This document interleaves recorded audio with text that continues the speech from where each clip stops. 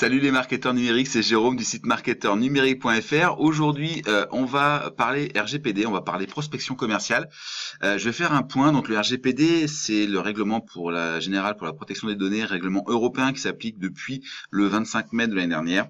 Ça va bientôt faire un an et on a vu déjà des grands cas, il y a eu des condamnations, Google, Apple, Google, Facebook, Microsoft, il y a des tas de condamnations qui ont été portées. De toute façon, le RGPD était fait pour aller gratter sur les GAFA, mais la question qui se pose, c'est nous, en tant qu'entrepreneurs individuels ou petits entrepreneurs, est-ce qu'on est concerné, dans quelle mesure on est concerné, et surtout, est-ce que ce qu'on fait au quotidien, c'est-à-dire faire de la capture d'adresse email, amener les gens dans des systèmes de prospection, etc., est-ce que c'est autorisé ou pas?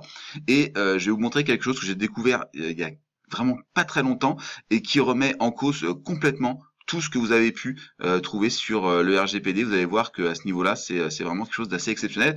Juste avant, je voulais vous rappeler de vous abonner à la chaîne et surtout d'activer la cloche, parce que la cloche, c'est ce qui permet à YouTube de savoir que vous voulez recevoir les notifications sur votre téléphone portable, votre boîte email ou même sur votre compte YouTube. Ça, c'est la première chose. Et la deuxième chose, juste en dessous dans la description, je vous ai mis un lien vers une deuxième vidéo où je vous explique les 9 erreurs à ne surtout pas commettre si vous voulez avoir des publicités Facebook qui rapportent. Voilà. Et vous verrez que un des éléments, c'est justement la page de capture, et il y avait une vraie question. Donc, en résumé, je vais pas faire toute la loi. Il y avait un article, moi, qui m'avait particulièrement intéressé, c'était la notion d'intérêt légitime dans l'article 47, qui disait que les intérêts légitimes des responsables du traitement, c'est-à-dire moi qui traite l'information, peuvent constituer une base juridique pour le traitement, à moins que les libertés et intérêts fondamentaux de la personne concernée ne prévalent.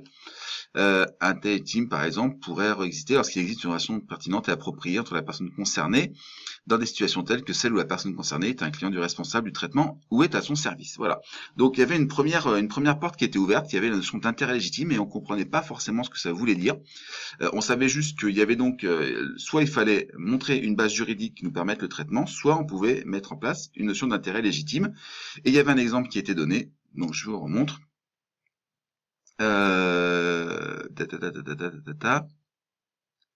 Où est-ce que c'est voilà, un tel intérêt légitime pourrait par exemple exister lorsqu'il existe une la Texel où la personne est un client. Donc clairement, ce que disait le texte avec l'attendu 47, c'était que être client constitue un intérêt légitime pour le traitement des données de données à caractère personnel. Donc à partir de là, on n'avait pas besoin de demander au client son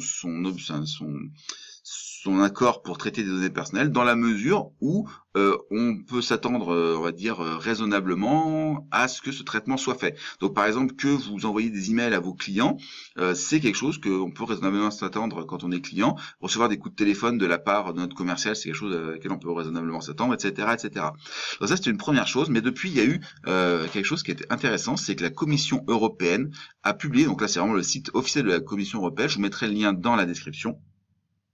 Que signifie motif d'intérêt légitime? Mais oui, c'est une vraie question parce que c'était pas vraiment précisé, etc. Donc je vais pas rentrer vraiment dans le détail, je vous le verrai, mais en gros, on doit informer du fait qu'on fait un traitement, ça c'est une chose, donc on doit dire des données à caractère personnel seront traitées, etc. Et ils nous donnent un exemple qui est super intéressant. Ils reprennent, voilà, ici, c'est vraiment ça que je voulais vous montrer. Votre entreprise ou organisation a un intérêt légitime lorsque le traitement a lieu dans le cadre d'une relation avec un client, c'est très clair, lorsqu'elle traite des données à caractère personnel à des fins de prospection, pour prévenir la fraude, garantir la sécurité du réseau ou des informations de vos systèmes informatiques. Voilà. Donc là, on a quelques exemples précis, dont deux qui sont super intéressants. Lorsque le traitement est dans le cadre d'une relation avec un client, donc clairement l'intérêt légitime quand on est client, donc ça c'était déjà montré dans le texte, mais c'est au moins c'est explicité de façon on va dire sérieuse, et surtout lorsqu'elle traite des données à caractère personnel à des fins de prospection. Donc ça veut dire que très clairement l'intérêt, le fait de faire de la prospection nous permet de définir un intérêt légitime au traitement des données personnelles. Donc à partir du moment où vous prospectez des gens, vous n'avez pas besoin de leur demander leur accord à partir du moment où vous pensez que raisonnablement on peut s'attendre à ce que ces données soient traitées. Donc très clairement, aujourd'hui dans une page de capture, une squeeze page, donc qui pour moi est quelque chose de plus évidemment la chose la plus importante dans un funnel de vente, dans une squeeze page, les gens vous donnent leur adresse email et donc à partir de là, ils s'attendent à recevoir des courriels. Donc à partir du moment où vous leur demandez leur adresse email, comme ça à des fins de prospection commerciale, eh bien vous n'avez pas besoin de leur demander la fameuse case à cocher. Oui, je accepte de recevoir des emails, oui, je veux recevoir de la pub que les gens ne cochent pas, on n'a pas le choix, etc. Eh bien cette case-là, en fait, elle n'a aucun intérêt puisque elle va au-delà de ce que demande la règle. Et très clairement, encore une fois, je vous montre, hein, c'est pas un site bateau, c'est vraiment le site de la Commission européenne, etc., etc. Tout ça, voilà, c'est expliqué ici vraiment dans le site. Voilà, donc moi j'ai une capture d'écran de ça, je vais l'enregistrer bien précieusement, je ne veux pas que ça disparaisse, mais ça veut dire que voilà, très clairement, quand on fait de la prospection, on a un intérêt légitime au traitement des données à caractère personnel, donc pas besoin de la case à cocher, ça ne sert à rien, voilà, aucun intérêt. Voilà. Donc ça veut dire que si vous avez été obligé de mettre en place avec le RGPD des pages de capture avec la case à cocher, eh ben vous pouvez tout enlever, ça sert à rien. Vous avez certainement remarqué que vous avez perdu 10 à 15% de votre capacité de capture. Moi, c'est ce que j'ai remarqué. Moi, j'ai pas mis une case à cocher, j'avais fait autre chose. J'avais testé une autre méthode où en gros j'avais le lien, le bouton pour s'abonner à la newsletter et recevoir le lead magnet, et en dessous le lien non merci, je veux juste accéder au lead magnet, et les gens allaient dessus et je perdais entre 10 et 15% d'inscrits. Et en fait voilà, donc je l'ai supprimé parce que je considérais, j'avais considéré par moi-même que c'était un intérêt légitime pour moi, puisque c'était un intérêt de survie même de ma société, d'accord, mais j'étais toujours dans cette interrogation de me dire oui, non, je sais pas, peut-être, etc. Là, voilà, là c'est certain, c'est écrit sur le site de la Commission européenne. La prospection est un intérêt légitime du responsable des données dans une entreprise. C'est logique, on ne peut pas, si on peut pas prospecter les gens comme on en a envie, et bien forcément, on va se retrouver avec des problèmes, à perdre de l'argent, on va mettre les gens au chômage. Donc c'était idiot. Voilà, c'était logique.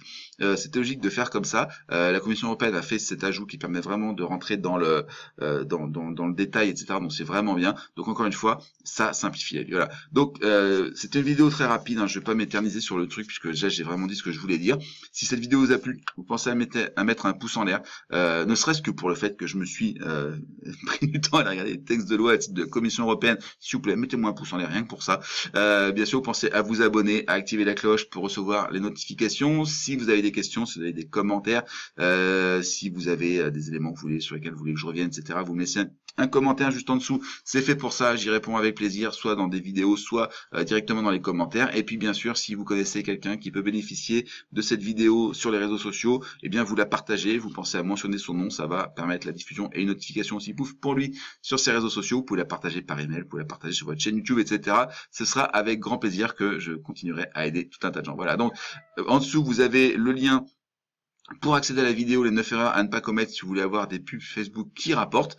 Et moi, je vous dis à très bientôt pour une nouvelle vidéo sur la chaîne marketernumérique.fr. Allez, au revoir.